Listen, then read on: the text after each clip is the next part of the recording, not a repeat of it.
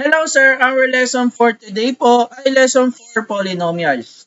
A polynomial is an equation containing variables or sum and difference of terms raised to a non-negative integer accompanied by a constant. The variables are known as the literal coefficients while the constants are known as the numerical coefficients.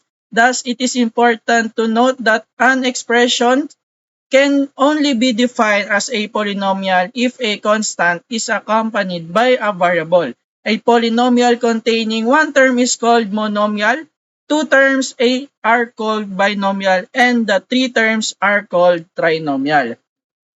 Let's have an example, sir, para mas maintindihan po natin yung ating lesson. Ayan po, meron tayong example dito, sir, na 4 open parenthesis 3x raised to 2 plus 6x minus 8 close parenthesis and negative 3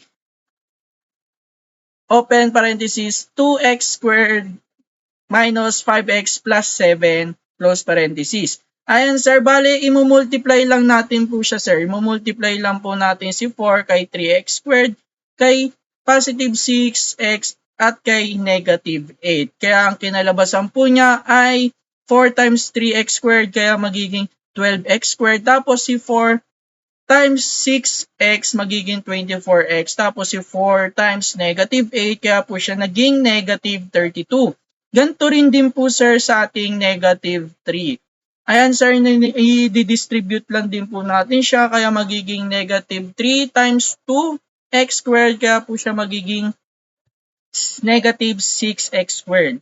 Ayan din po si negative 3 times negative 5x kaya po siya naging positive 15x. Tapos dito naman po ay negative 3 times positive 7 magiging negative 21 po. Tapos gagawin po nating next steps po sir ay yung ating combined like terms naman po. Ayan sir, dahil x squared po yan tapos meron din po dito x squared, dali ko-combine like terms natin siya. 12x squared minus 6x squared po siya dahil positive 6 ay negative 6x squared po. Ayan. Bali ang sagot po niyan dyan ay sagot po niyan sir ay 6x squared po ang kanyang sagot. Tapos naman po ang next naman po natin yung ating x lang po.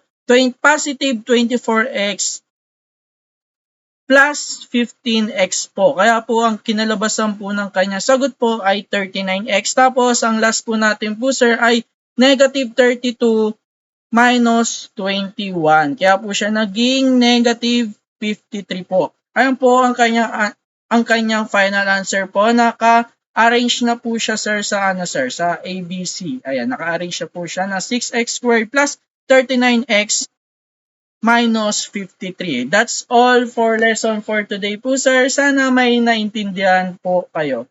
Salamat sir.